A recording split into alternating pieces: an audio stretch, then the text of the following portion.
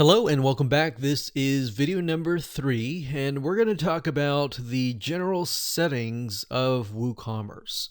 Now, before we talk about that, I want to show you the basics of installing WooCommerce and, of course, getting your WooCommerce theme. We talked about WooCommerce themes in the previous video, but I assume that at this point you have it on hand.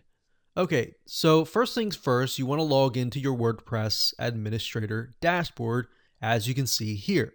So next up, you want to go to Plugins, Add New, click Upload Plugin, and of course you're going to see this box here. So what you're going to do is down here, you're going to type in the keyword WooCommerce. Now, if you've already downloaded WooCommerce, the plugin, you can also choose File, Install Now, and go through this route here. But the simplest route is simply to type in the keyword, as you can see here, what I've done here, WooCommerce, and of course you'll see this here. Next up, click Install Now. Once that's uploaded, all you need to do next is simply click on Activate. So we'll wait just a second here. And once it's activated, it is good to go. Now, before we can complete it, as you can see here, it's activated. We need to go through the WooCommerce setup process, which basically just entails the basics of your site. So it says the following wizard will help you configure your store that you can get quickly up and running. So, you fill in your location, your country, your address, your city, your state, your zip code, what currency do you want the payments to be in, what types of products do you plan to sell, and more. So I'm just going to go ahead and fill this out. And next is the payment processors. So basically, how are you going to take payments? By default, we have Stripe and we have PayPal.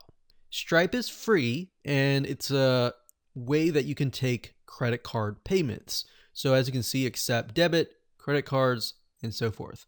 Now, Stripe, I definitely would recommend, because if you don't have this, you would have to have PayPal. And if you have PayPal, you automatically assume that people have a PayPal account. Now, that is not always the case. That might be the case in Tier 1 countries, but beyond that, some countries are not allowed to have PayPal. So with that in mind, what you want to do next is simply to check this box here and then type in an email address. So if you haven't had a Stripe account created before, all you have to do is go ahead and enter that email address here, and the system will actually go and create an account for you via Stripe. But of course, if you don't necessarily know now, you can simply uncheck this box, click on continue, and of course you can go back later down the road. So click on continue. Next, we have shipping. So shipping is mainly required if you have physical products. If you have digital products, you can simply skip this process. But if you have physical products, you're definitely going to need to fill this out. So as you can see here, it says we've created 2 shipping zones for the United States and the rest of the world. So down here, we can set the flat rate if we want to do that, and the flat rate for other zones. So you can do that. You can click continue. And of course, if you're not sure right now, you can simply enter 0 and do it later down the road. And of course, next after that, we have the recommended, activate, and ready. Okay, so the recommended for all WooCommerce stores simply are different features and options that you can have. They're not necessarily required for you to have. So for example, it says storefront theme. If you want to integrate the initial theme, which is called storefront, you can do that. If you have a different theme, however, you're going to want to uncheck that. Now it says automated taxes. It's got WooCommerce admin, so you can manage your store's reports. MailChimp. Now you're not going to want to have this if you have your own email autoresponder service. So for example, if you use ActiveCampaign or GetResponse or Aweber, you're going to want to uncheck that. And of course, it says Facebook, enjoy all Facebook products combined into one extension. Pixel tracking, catalog sync, messenger chat, and all the above. So you can check these if you want to, but in my opinion, I would simply uncheck most of them and move forward. Okay, so we're gonna click on continue because I automatically assume that you're gonna have a different WordPress theme. So after we click continue, the next step is to activate, and we're almost done. So it says connect your store to Jetpack. In my opinion, however, don't install Jetpack because it has a lot of things that you don't necessarily need. So we're going to click skip this step. Okay, so it says the next step is to create some products, which we'll talk about in just a minute. I'll show you that later. And everything is ready. So let's go ahead and click on View Dashboard. And let's just go back to the WordPress Administrator dashboard. So to access the WooCommerce plugin, all we need to do is go under here and here. Products are located under a different sidebar option called Products. They're not located under the WooCommerce section. All right. So in this video, we're going to talk more about this section right here. Now, in terms of installation of the theme, I want to show you that right now before we move forward. The WordPress theme is going to be installed under Appearance. So if you have to go to Appearance and then Themes, and then you'll need to find the theme, either by adding new, click Upload Theme, choose File, find the file, click Install Now, and go from there.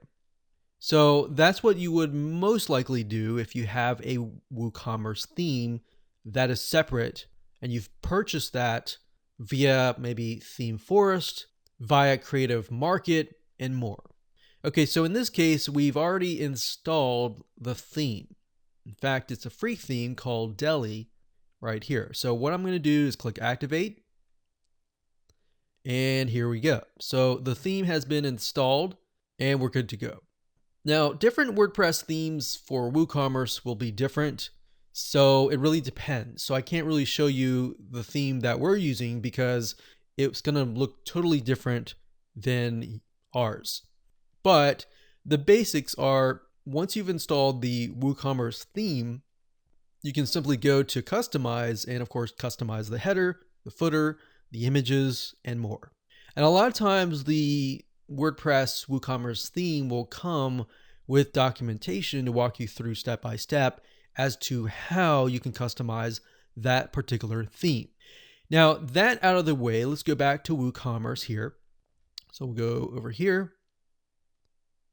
And here we go. So if you look at WooCommerce initially, you're going to see the performance reports, the charts, and more. So we can see the date range. So as you begin to make more sales, you'll begin to see more data right here. So that's why it's empty right now, because we haven't actually launched an actual shop. But this gives us a good idea of what is selling, what is not selling, and what our customers really want, so that you can focus on that. So if you go under orders here, we don't see any orders right now. But when we receive orders, you'll need to just go to WooCommerce orders and you'll see them all here. In terms of coupon codes, if you've created a product and you want to create a coupon code, then you can come here, you can create your first coupon, like so. You can enter a custom coupon code if you want to, or you can simply click on generate coupon code and it'll generate a random coupon code for you. So you could do that, or you could type in something like Black Friday, maybe 50, saying 50% off, something like that. So it's really up to you. You can either do customized or you can do random. Now, if you scroll down, as you can see here, it says general discount type. It's a fixed cart discount, meaning it's a one-time percent discount, maybe 50%, which can vary depending on how much somebody actually buys, and then fixed product discount. So the difference between cart discount and product discount is only focused on a very specific product, whereas a fixed cart discount is focused on everything that is in the cart. Obviously, if you choose that, then what we need to do here is, let's say we're going to do a coupon count of $50. And you can either specify that you want the coupon to expire, or you can leave it blank if you don't want it to expire. So usage restriction basically restricts how many times the coupon can be used. Now, because it's a product-based coupon code, we want to make sure that we select the products. But obviously in this case, we don't have any products created, but you're simply going to select the product. So once you add the products, you'll be able to see the products that are located here. You can also exclude products that you don't want to be included within the coupon. You can enter maybe a whole category has a coupon code, and you exclude categories if you want to. So that's basically all that is. As you can see, fairly simple to use. And usage limits, how many times the coupon can be used. Can it be used unlimited times, or can it only be used maybe 100 times until it expires? So that's how to utilize coupons. Next up, we have reports. So we're going to go ahead and click on leave. So this is very similar to the orders, or even this here is going to show you the orders, the customers, and the stock. Sales by date, sales by product, sales by category, coupons by date, and customer downloads. So this gives you a better breakdown of what is actually happening within your store. Next up, we have settings. So within settings, this is basically what we dealt with initially. So remember, we got general, we have shipping, we have payments, we have accounts, we have more. So the main differences with the wizard and what we see here are the products. And this is the actual shop page. So it's shop. And then of course we have emails. And what this means are these are emails that are sent to the customer, such as reset password, new account, order on hold, processing order.